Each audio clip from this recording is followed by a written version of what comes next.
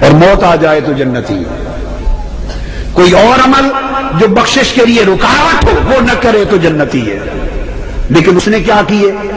ایک تو باپ نے سزا کے طور پہ بھیجا، وہ تو جاتا ہی نہیں تھا اور گیا ہی نہیں تھا، وہ تو پہلے ہی سے بخشش کا حقدار نہ رہا، اور قسطنطنیہ میں شرکت کر کے جنت اس کے حصے میں لکھی گئی، اور اس کے بعد اس بدبخت نے معرکہ کربلا برپا کیا۔ ظالم تو نے سیدہ سکینہ کو کروایا، پھر بھی جنت ملے گی۔ تو نے علی اصغر کی جان لی تیرے لشکر نے، پھر بھی جنت ملی۔ علی اکبر کی نام، پھر جنت ملی۔ 72 لاشیں مصطفیٰ کے تڑپائے، پھر جنت ملی۔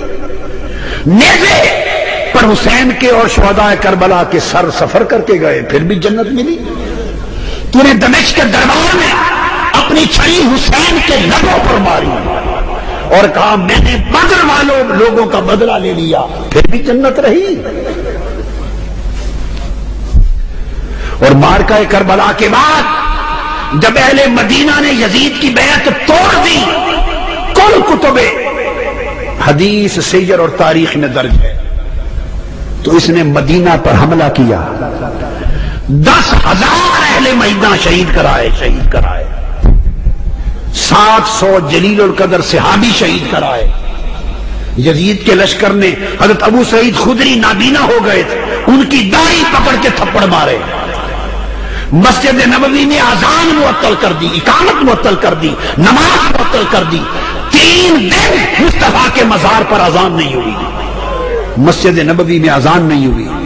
اور ہر کتاب میں البدایہ والنہایہ میں، تاریخ طبری میں، تاریخ الخلفاء میں، ابن اسیر میں، تاریخ خلدون میں، تاریخ ذہبی میں، ہر سیرت کی اور تاریخ کی کتاب میں درج ہے۔ لشکر بھیجتے ہوئے یزید نے کہا میں تم پر مدینہ شہر 3 دن کے لیے حلال کرتا ہوں، جو چاہو کرنا۔ پھر بھی جنت رہی۔ کون سی جنت ہے تمہاری بدبختو؟ کون سی جنت ہے؟ مذاق ہے۔ اگر تو جنت مصطفیٰ کی ہے اور بانٹنے والے اس کے حسن اور حسین ہیں اور فاطمۃ الزہرا ہے، پھر اس جنت کی بات کرتے ہو؟ جس نے 3 دن روضہ رسول پر خچر باندھے، یزید کی فوج نے اونٹ باندھے، 3 دن حضور کی مسجد نبوی میں اذان نہ ہوئی، حضرت سعید بن مسیب رضی اللہ تعالیٰ عنہ دوڑ کے گھر نہ جا سکے، فوجی گھسائے اندر، وہ منبر کے نیچے چھپ گئے۔ حضرت سعید بن مسیب تابعی، وہ کہتے ہیں خدا کی قسم 3 دن تک حضور کی قبر انور کے پاس میں چھپا رہا، کیونکہ اذانیں تو ہوتی نہیں تھی، نماز بند تھی، خچر گھوڑے باندھ دیے تھے، تو نماز کے وقت کا مجھے پتہ چلتا تھا، قبر مصطفیٰ سے اذان کی آواز آتی تھی۔ اس نے ادھر معرکہ کربلا برپا کیا اور تاجدار کائنات کو تڑپایا، ادھر شہر مدینہ میں خون عام کیا اور حضور کی قبر انور اور مسجد نبوی کو ویران کیا۔ اور پھر اس کے بعد اس نے لشکر بدلا اور مکہ پر حملہ کیا، مکہ پر، اور منجنیق کے ذریعے پتھروں سے بارش کی اور خانہ کعبہ کا غلاف اور خانہ کعبہ کی چھت اور کعبہ جلا دیا۔ ادھر کعبہ جل رہا تھا، ادھر یزید مسلسل اپنے احکام بھیج رہا تھا، تو احراق کعبہ کے دوران اسے قولنج کا درد ہوا، 3 دن تڑپا اور واصل جہنم ہو گیا۔ کعبہ جلانے کے عمل کے دوران مر گیا، اس کو تو توبہ بھی نصیب نہیں ہوئی، کرتا بھی تو قبول نہ تھا۔ یہ اس کے کارنامے ہیں، یہ اس کے کارنامے ہیں۔ بیعت ظلم و جبر سے ہوئی، معرکہ کربلا برپا ہوا، مدینہ برباد کیا اس نے، کعبہ جلایا، اس حال میں مر گیا۔ وہ یزید اور اس کا ساری نسل صرف ایک سیدہ زینب کے سامنے منہ نہیں کر سکتی، ارے صرف اس ایک لمحے کا جواب ان دشمنان رسول کے پاس نہیں ہے۔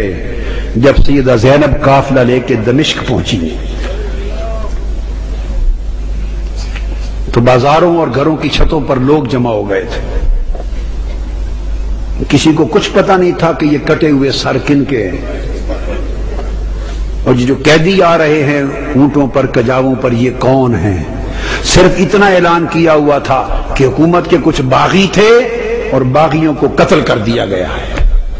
اب یہ باغیوں کے سر دربار یزید میں پہنچائے جا رہے ہیں۔ لوگ باغیوں کو دیکھنے کے لیے چھتوں پر چڑھ رہے تھے، کسی کو کچھ خبر کچھ پہچان نہ تھی۔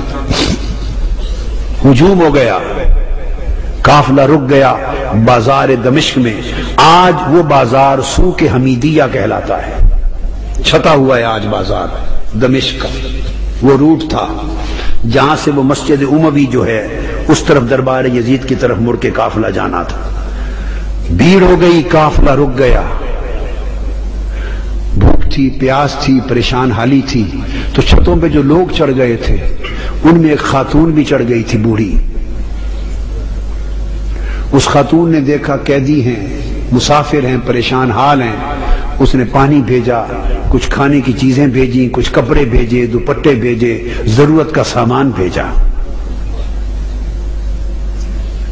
سیدہ زینب نے سارا کچھ دیکھ کر اس خاتون کو بلوایا۔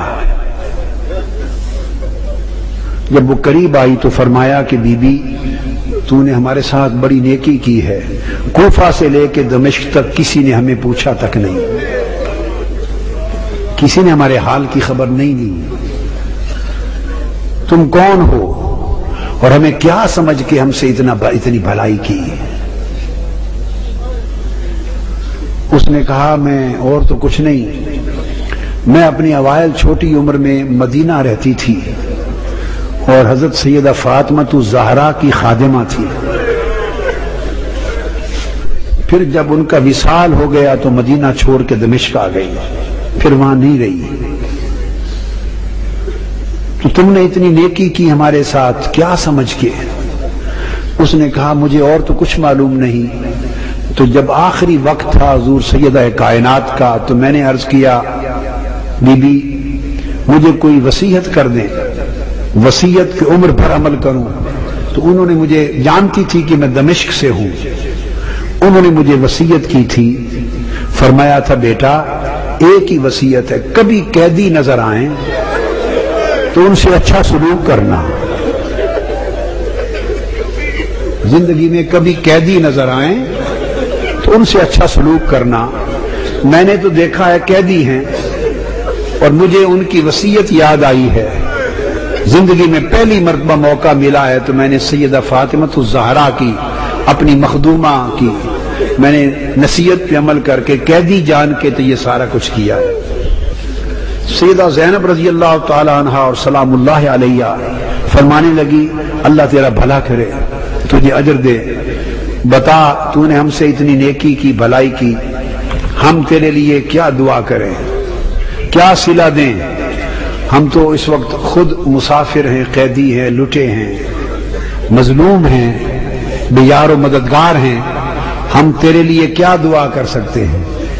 اس نے کہا بی بی میری ایک ہی آرزو ہے عمر بھر کی، وہ دعا کر دیں۔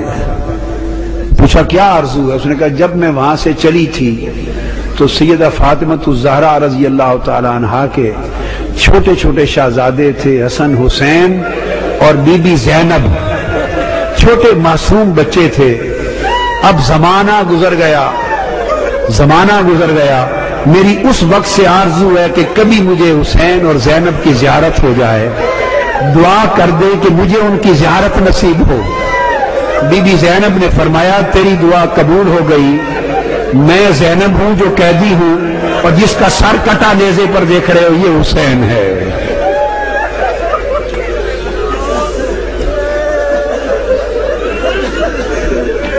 اللہم صلی علی سیدنا و مولانا محمد وعلی آلہ وصحبہ وبارک وسلم۔